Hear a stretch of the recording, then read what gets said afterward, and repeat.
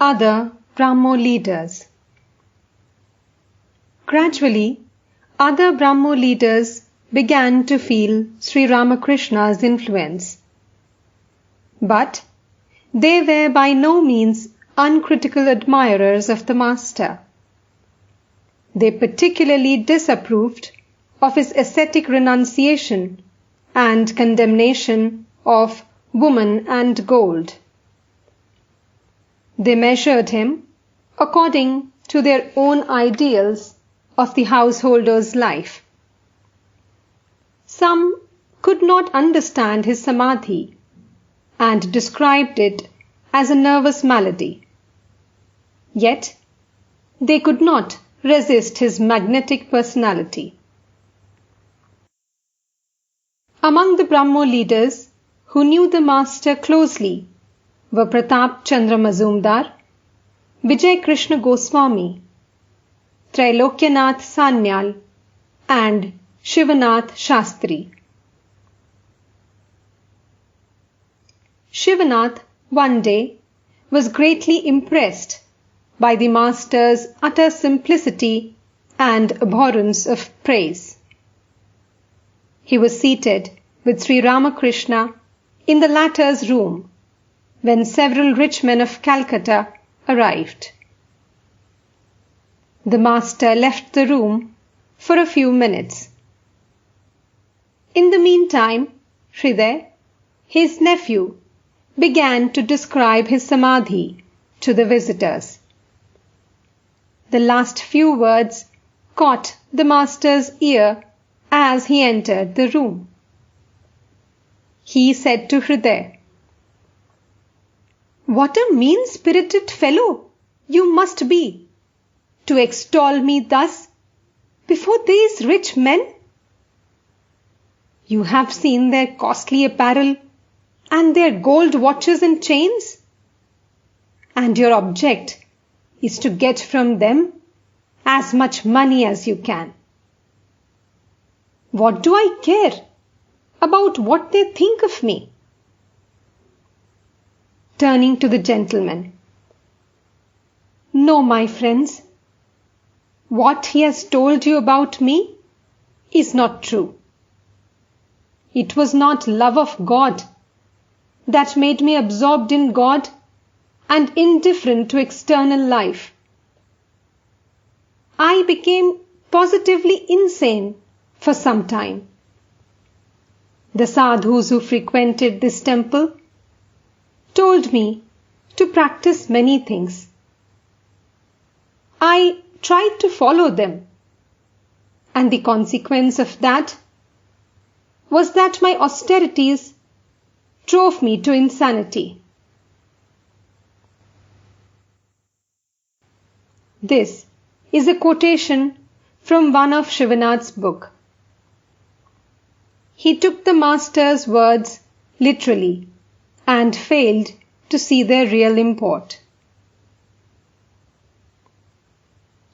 Shivanath vehemently criticized the Master for his otherworldly attitude toward his wife.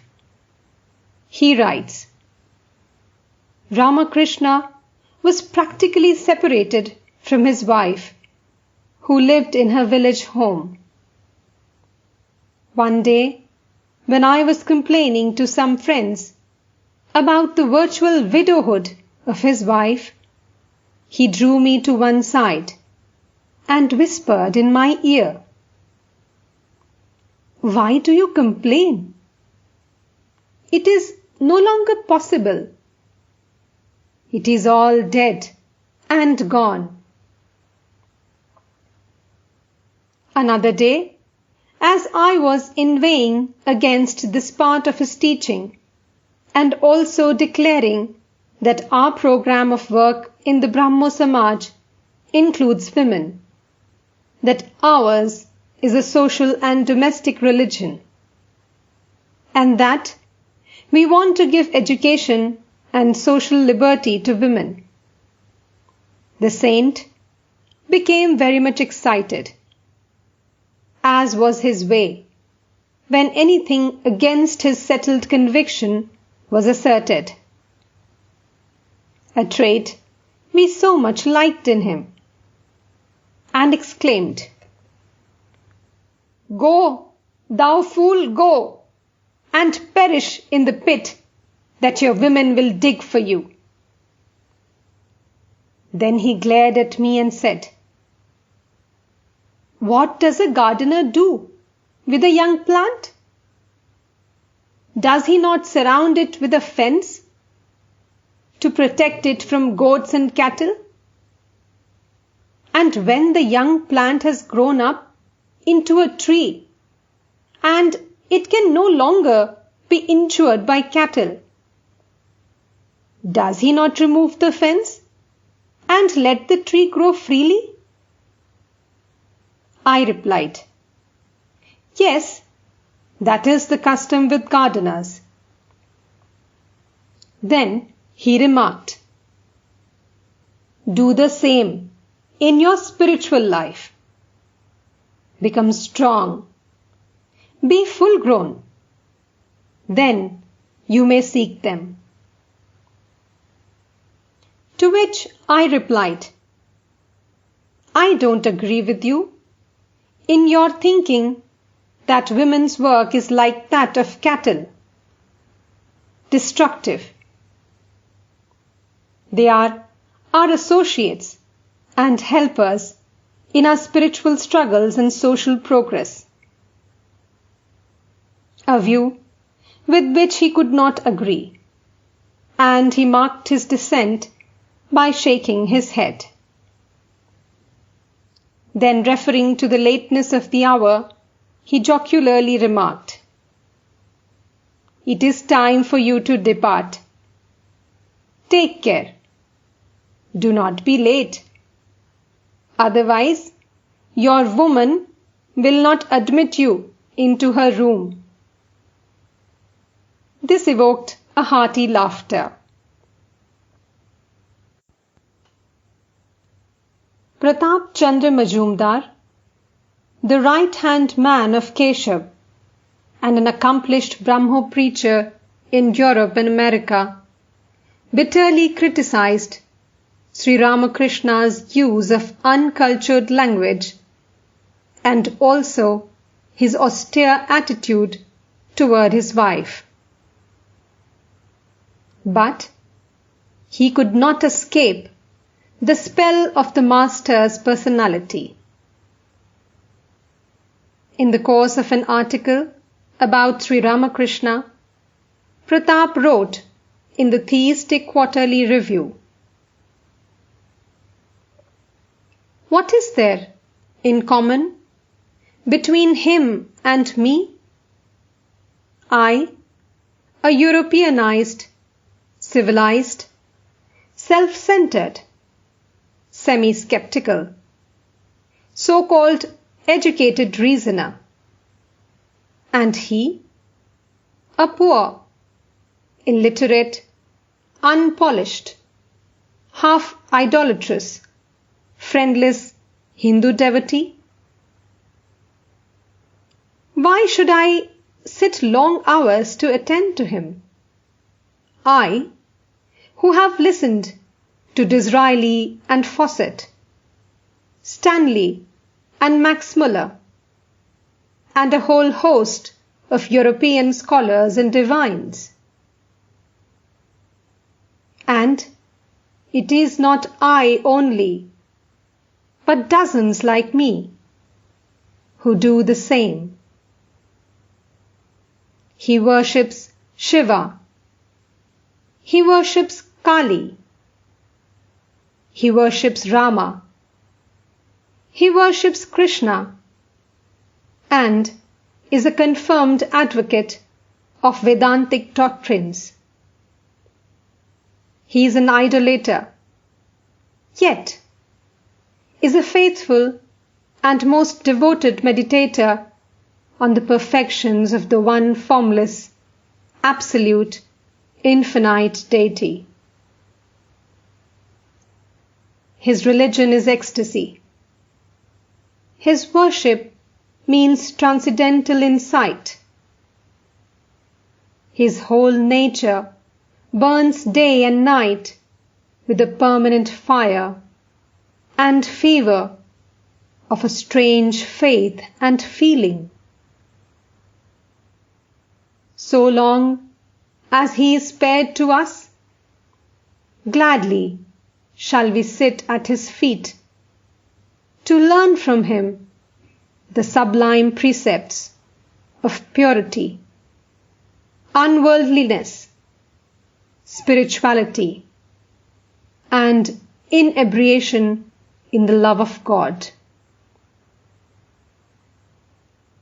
He, by his childlike bhakti, by his strong conceptions of an ever-ready motherhood, helped to unfold it.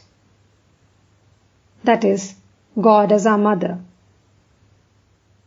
in our minds wonderfully.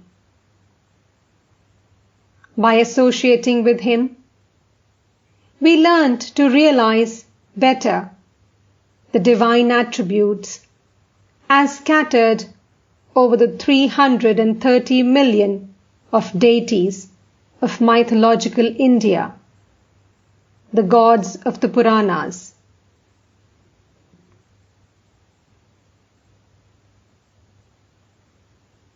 The Brahmo leaders received much inspiration from their contact with Sri Ramakrishna. It broadened their religious views and kindled in their hearts the yearning for God realization. It made them understand and appreciate the rituals and symbols of Hindu religion, convinced them of the manifestation of God in diverse forms, and deepened their thoughts about the harmony of religions. The master, too, was impressed by the sincerity of many of the Brahmo devotees.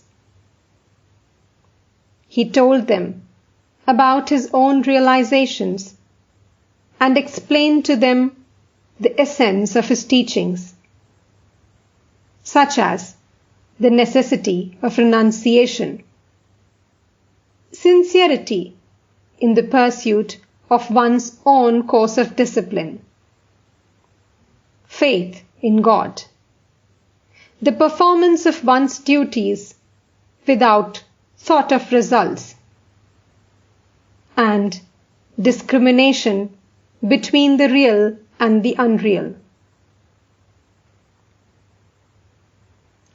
This contact with the educated and progressive Bengalis opened Sri Ramakrishna's eyes to a new realm of thought. Born and brought up in a simple village, without any formal education, and taught by the orthodox holy men of India in religious life, he had had no opportunity to study the influence of modernism on the thoughts and lives of the Hindus. He could not properly estimate the result of the impact of Western education on Indian culture. He was a Hindu of the Hindus, renunciation being to him the only means to the realization of God in life. From the Brahmos, he learnt that the new generation of India made a compromise between God and the world. Educated young men were influenced more by the Western philosophers than by their own prophets. But Sri Ramakrishna was not dismayed, for he saw in this, too, the hand of God. And though he expounded to the Brahmos all his ideas about God and austere religious disciplines, yet he bade them accept from his teachings only as much as suited their tastes and temperaments.